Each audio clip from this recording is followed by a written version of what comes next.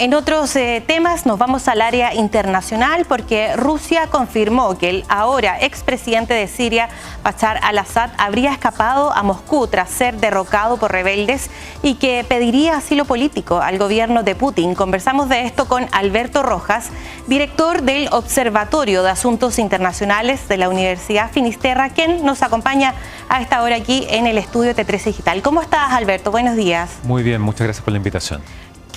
¿Cómo podemos explicar lo que ocurrió ayer? Todo esto en 10, 11 días se termina con una dictadura de más de 50 años. ¿Qué pasó? Lo que vimos básicamente fue un conjunto de elementos que explican esto. En primer lugar, el hecho de que esta guerra civil que comenzó en 2011, la verdad es que no había terminado, había pasado por diferentes momentos, durante años incluso salió de los medios de comunicación. Pero aquí el elemento clave fue que ya a partir de 2015, Bashar al-Assad logró el respaldo de Rusia y de Irán para ayudarlo a mantenerse en el poder. Rusia en su minuto envió tropas, aviones de combate, helicópteros artillados a Siria supuestamente con el objetivo de combatir al Estado Islámico. Sin embargo, aprovechó de atacar también a los rebeldes que en ese minuto intentaban derrocar a Bashar al-Assad. Irán hizo lo mismo con el despliegue de miembros de la Guardia Revolucionaria iraní y también convocó a miembros de Hezbollah trasladándolos desde el Líbano hacia Siria. Y eso, como te decía, permitió que durante años Bashar estuviera en una posición de relativa seguridad. Sin embargo, producto de la guerra en Ucrania, producto de la guerra en Medio Oriente que se viene desarrollando desde el año pasado, Rusia tuvo que redestinar contingente al frente ucraniano e Irán lo mismo desde Siria, y eso le quitó fuerza a este apoyo extranjero a Bashar al-Assad, a lo que se suma el hecho de que el ejército sirio estaba muy poco comprometido con Bashar, muy mal pagado y en muy malas condiciones. Eso hizo muy fácil entonces el avance de estos rebeldes en esta nueva acción en contra del gobierno en Damasco, que termina con la caída de Bashar al-Assad y su escape de Siria. ¿Cómo impacta esto al mundo y cómo nos podría repercutir a nosotros? Porque finalmente todas estas acciones en el área económica siempre hay alguna consecuencia, ¿no? Habrá que ver primero qué tipo de gobierno se configura ahora en Siria. En ese sentido, se sabe que el grupo que ha liderado este levantamiento es un grupo yihadista, es un grupo radical islámico, que de hecho ayer a través de redes sociales los talibanes de Afganistán los saludaban y felicitaban por haber logrado derrocar a Bashar al-Assad. Y por otro lado, no hay que olvidar que Estados Unidos aún mantiene una recompensa de $10 millones por información que lleva a la captura del líder de este grupo. Por lo tanto, en ese sentido hay dudas todavía cuál va a ser la orientación. Lo que sí está claro es que Rusia, en principio, ha perdido un aliado en Medio Oriente, un aliado que además le permitía utilizar el puerto, la base naval de Tartus, que desde los tiempos de la Guerra Fría le permitía a la Armada Soviética y después rusa tener un puerto seguro en el Mediterráneo. Irán también pierde un aliado importante. A través de Siria incluso tenía la posibilidad de tener fuerte influencia en Líbano y otras zonas de Medio Oriente, sobre todo en el contexto de la actual guerra.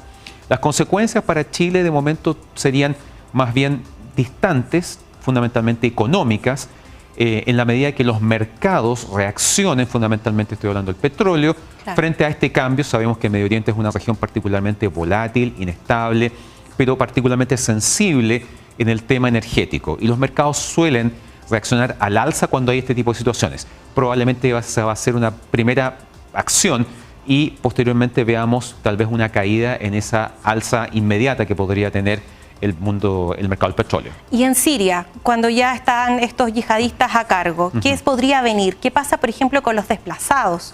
Que son millones, cientos de personas que han tenido que también moverse. Prácticamente 6 millones son los sirios que abandonaron el país a lo largo de esta larga guerra civil. Prácticamente 3 millones están en Turquía. Y se dice, a pesar de que el gobierno turco no lo ha reconocido, que Turquía ha respaldado a estos grupos rebeldes que finalmente tomaron el poder.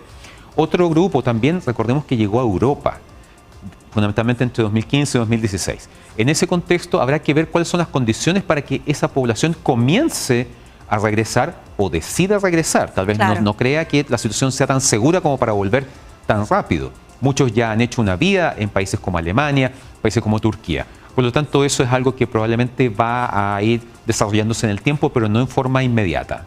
Ahí podría también haber gente que estime también salir ahora, ¿o no? Habrá que ver. Lo que vimos es que, por ejemplo, miembros del ejército rápidamente se quitaban los uniformes y trataban de desligarse de lo que había sido el gobierno de Bashar al-Assad, que gobernó 24 años consecutivos, con un fuerte grado de represión contra los rebeldes y contra la disidencia. Muchas de las imágenes que también vimos fue el asalto a cárceles en donde se liberaban a opositores al gobierno de Bashar al-Assad, que no entendían qué estaba pasando y les decían Bashar al-Assad ha caído. Exacto. Entonces, claro, obviamente va a haber un sector sobre todo que ha estado ligado al gobierno de Bashar al-Assad, que va a ver en qué condiciones está para seguir viviendo en Siria o no. ¿Y qué pasa también con lo que va a pasar en Siria? ¿Qué preocupación hay ahora de lo que pueda ir desarrollando también en los próximos días? Como te decía, fundamentalmente, ¿qué es lo que pasa de aquí en adelante en términos políticos? Okay.